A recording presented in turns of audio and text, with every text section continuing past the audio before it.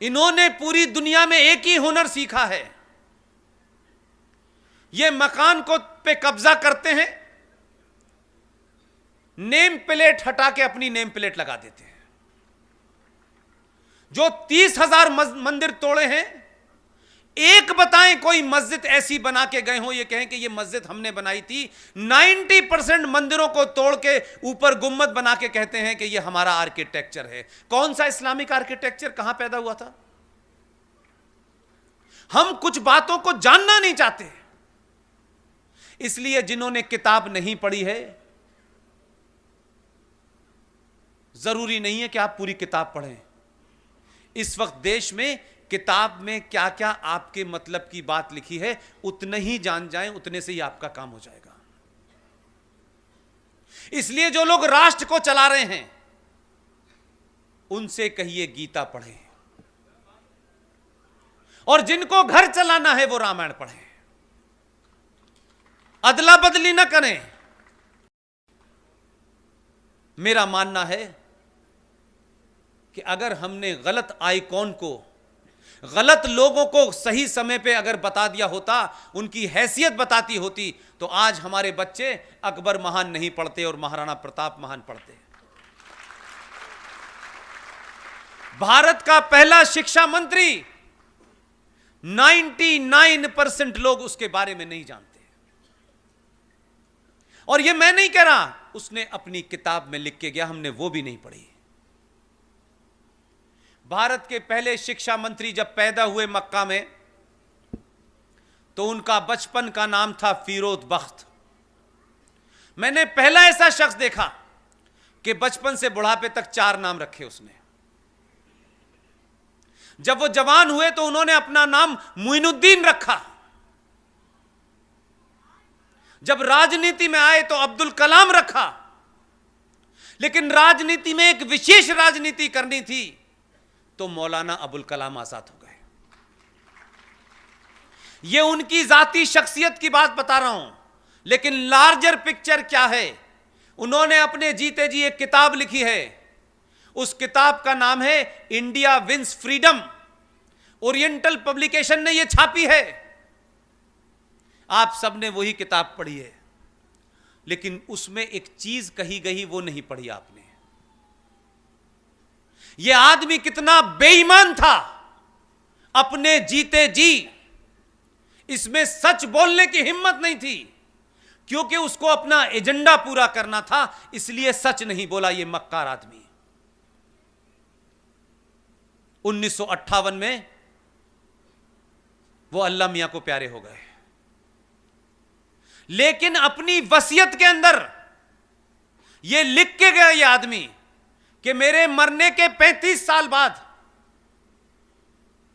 मैंने 30 पन्नों पे कुछ लिखा है, लेकिन मैं अपनी किताब में नहीं जोड़ सकता। मेरे मरने के बाद इन 30 पन्नों को मेरी किताब में जोड़ देना। ऐसा ईमानदार आदमी भारत का शिक्षा मंत्री था, जो अपने रहते हुए सच नहीं बोल पाया, अपने बारे में सच नहीं बोल पाया। उसने भारत की शिक्षा नीति में कौन सी सच्ची बात कही होगी? इससे बड़ा कोई झूठ हो सकता है? 1998 के अंदर सुप्रीम कोर्ट में केस चला, उनके वारिसों ने केस जीत लिया। ओरिएंटल पब्लिकेशन स्वाइन ने वो केस जीता और वो 30 पन्नों के साथ वो किताब दोबारा से छाप दी मार्केट में। हमारे समाज ने फिर भी नहीं पढ़ी। हम तो बहुत महान मानते थे, क्योंकि मौलाना आजाद ने जिना की बुराई की, कहा कि जिना तुम पाकिस्तान बना रहे हो, ये गलत कर रहे हो। मुझे जिना से कोई शिकायत नहीं है, मुझे असदुद्दीन ओवैसी से कोई शिकायत नहीं है, मुझे इस देश के सेकुलर मक्कार मुसलमान से शिकायत है। उसने यहां रह करके जिना से ज्यादा खतरनाक काम किया। 90 के अंदर वो किताब छपी, पूरे मार्केट से किताब गायब हो गई। जिन्होंने उस पर राजनीति की थी उनको पता था ये किताब अगर गलत लोगों के हाथों में पड़ गई तो हमारा पूरा का पूरा जो सेकुलरिज्म का चरित्र है वो जमीन पे गिर जाएगा। लेकिन मैंने भी सही जगह जन्म लिया है। उस किताब की एक कॉपी मेरे पास भी है। तुमने किताब भले ही इस मार्केट से गायब कर दी हो, 3 साल में मैंने उसको इतना बताया है कि लोगों को पता चल गया ये देश का पहला फ्रॉड शिक्षा मंत्री क्या था। उस 30 पन्नों का जिस्ट इतना ही है कि उसने कहा यह बात मैं कह नहीं सकता, बताना नहीं चाहता, क्योंकि उसका एजेंडा भारत के अंदर सेकुलरिज्म की आड़ में इस देश में आज जो शाहीन बाग बन रहे हैं वो उसकी वजह से बन रहे हैं। 30 पन्नों में उसने कहा Jinnah was right, Nehru was wrong. Nehru चाहते थे कि पाकिस्तान बने, जिन्ना नहीं चाहते थे। यह बात अगर अपने सामने कह देता तो शिक्षा मंत्री नहीं बन पाता। तो भारत की आने वाली जनरेशनों को जिस तरीके से आज वो एक रास्ते से उतर गई हैं, जिसकी वजह से स्वामी जी से लेके हजारों लोगों को, हम लोगों को रात में जग जग के सही बात बतानी पड़ रही है, वो नहीं पड़ती अगर ये बात ना होती तो। ये वो खतरनाक लोग थे जो भारत में रहते हुए ये कहते थे सब कुछ मिल जाएगा, क्यों जा रहे हो, तुम्हारी जितनी हसरतें हैं, जितनी ख्वाहिशें हैं, यहां रह के पूरी हो जाएंगी। पाकिस्तान बड़े सोच के बना था, जो यहां रह गए थे। 1946 में पाकिस्तान बनने के लिए मुस्लिम लीग ने वोट मांगा। 475 सीटों में से मुस्लिम लीग को इस देश के मुसलमानों ने 425 सीटें दी। सारे देश का मुसलमान पाकिस्तान चाहता था, लेकिन कितने समझदार लोग थे, पाकिस्तान बनने के बाद यहां से गए नहीं। आपके बॉर्डर पे एक इस्लामिक मुल्क बनवा करके, एक आर्मी लगवाने के बाद, एक ईस्टर्न बॉर्डर पे आपके एक पाकिस्तान इस्लाम बनाने के बाद यहां से नहीं गए।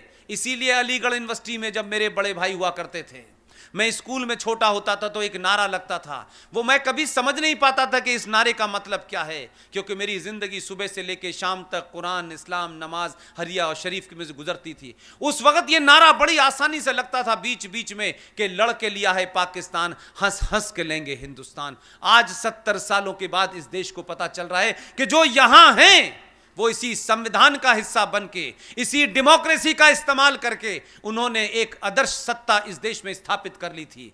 आज जो लोग धरने पे बैठे हुए हैं, उनका सबसे बड़ा संकट है 1000 या नहीं राजा दाहिर सेन के बाद अगर आपने सही इतिहास भी पढ़ा होता और स्कूलों और कॉलेजों में भी नहीं पढ़ाया गया होता, तब भी आप उन किताबों को पढ़ लेते जो मार्केट में मौजूद हैं, तो यह दिन देखना नहीं पड़ता आपको।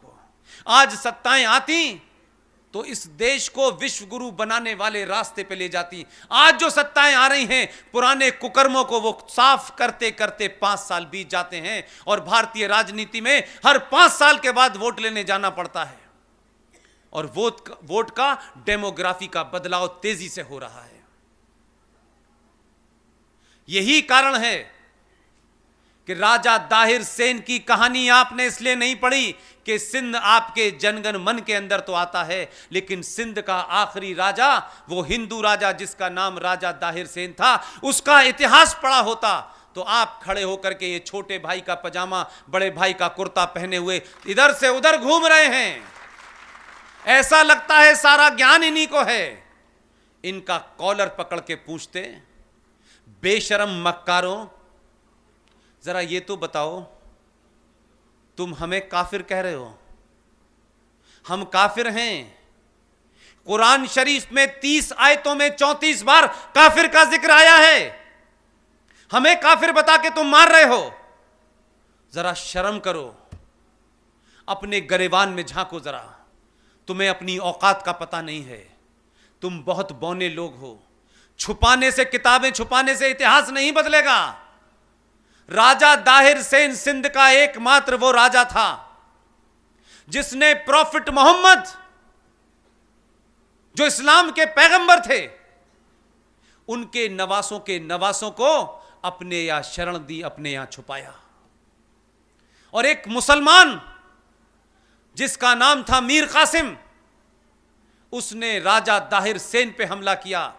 राजा दाहिर सेन के घर में पति, बीवी, पत्नी, मां, बेटी सबको मारा, राहिर ज्यादा हिंस को भी मार दिया। लेकिन राजा दाहिर सेन का डीएनए देखिए 5000 साल पुराना, उसने अपने घर में